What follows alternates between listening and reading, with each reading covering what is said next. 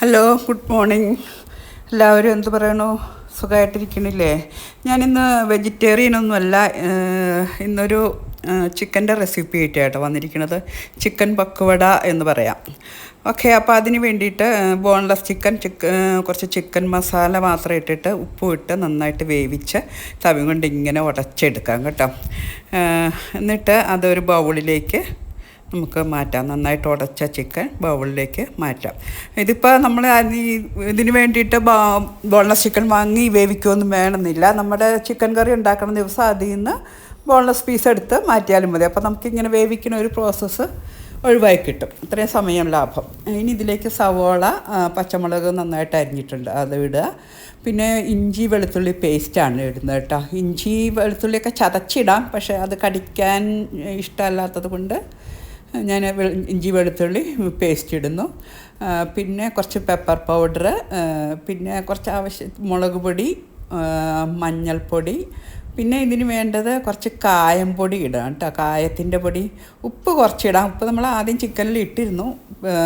പിന്നെ കുറച്ച് സവോളയ്ക്ക് വേണ്ടിയിട്ടുള്ള ഉപ്പ് ഇട്ടിട്ട് കുറച്ച് കറിവേപ്പില ചെറുതായിട്ട് അരിഞ്ഞിടുക. എന്നിട്ട് കൈകൊണ്ട് നന്നായിട്ട് കൈകൊണ്ട് തിരുമ്പുമ്പോൾ ആ സവോളയൊക്കെ നല്ല സോഫ്റ്റാവും. ഇനി നമുക്കിതിലേക്ക് അരിപ്പൊടി ഇടാം. ഇതിലേക്ക് മൈദ, കടലമാവൊക്കെയാണ് എല്ലാവരും ഇടുക, പക്ഷേ ഞാനത് വാങ്ങാറില്ലാത്തത് കൊണ്ട് ഞാൻ അരിപ്പൊടി ഇടുന്നു. ഇനി ഇതിലേക്ക് നമുക്ക് കുറേശ്ശെ വെള്ളം ഒഴിച്ച് അത് നന്നായിട്ട് കുഴച്ചെടുക്കാം. ഞാൻ പറഞ്ഞില്ല, ഞാൻ മൈദയൊക്കെ വാങ്ങിയാൽ അത് വേസ്റ്റാവും. അതുകൊണ്ടാണ് ഞാനിപ്പോൾ അരിപ്പൊടി, കടലമാവും അതെ. അപ്പോൾ ഞാൻ അതുകൊണ്ട് അരിപ്പൊടി ഇട്ട് കുറച്ച് ഗോതമ്പ് പൊടി ഇടാം കേട്ടോ. ഗോതമ്പ് പൊടി ഇട്ട് നന്നായിട്ട് മിക്സ് ചെയ്യും. അപ്പോൾ ഞാൻ നമ്മുടെ വീട്ടിലുള്ള സാധനം വെച്ചിട്ട് അഡ്ജസ്റ്റ് ചെയ്യുകയാണ്, പുതിയതായിട്ടൊന്നും വാങ്ങാൻ നിൽക്കുന്നില്ല. ഇനി ഇതിലേക്ക് വേണമെങ്കിൽ ഫുഡ് കളർ ചേർത്താൽ നല്ല ഭംഗിയാണ്, പക്ഷേ അത് നമുക്ക് തന്നെ കഴിക്കാനല്ലേ. അപ്പോൾ നന്നായിട്ട് മിക്സ് ചെയ്തിട്ടുണ്ട്. ഇനി നമുക്കിത് ഫ്രൈ ചെയ്തെടുക്കാം. ഫ്രൈ ചെയ്തെടുക്കണതിന് ഇങ്ങനെ കൈ വെച്ച് ഉരുട്ടുമൊന്നും വേണ്ട, ഇങ്ങനെ സ്പൂണ് കൊണ്ട് കോരി ഇട്ടാൽ മതി ചൂടായ എണ്ണയിലേക്ക്. ഇനി അധികം വേവാനൊന്നുമില്ലല്ലോ, ചിക്കൻ ഓൾറെഡി വെന്തതാണ്, പിന്നെ സവോളയല്ലേ ഉള്ളൂ. അപ്പോൾ പെട്ടെന്ന് തന്നെ ഇത് ഫ്രൈ ആയി കിട്ടും. അപ്പോൾ നോക്കൂ, പെട്ടെന്ന് തന്നെ നമ്മുടെ നല്ല ബ്രൗൺ കളറായിട്ടുണ്ട് കേട്ടോ. അപ്പോൾ എത്ര വേഗം ഉണ്ടാക്കിയേ, നന്നായിട്ട് ബ്രൗൺ കളറായിട്ട് നമുക്കിത് കോരി മാറ്റാം. അപ്പോൾ ഇത് നല്ല ടേസ്റ്റിയാണ് കേട്ടോ, നല്ല ചൂടോടെ തന്നെ കഴിക്കണം. അപ്പോൾ നമുക്കിനി ബാക്കിയുള്ള ചിക്കനും കൂടെ ഇതിൽ ഫ്രൈ ചെയ്ത് കൊണ്ടുവരാം.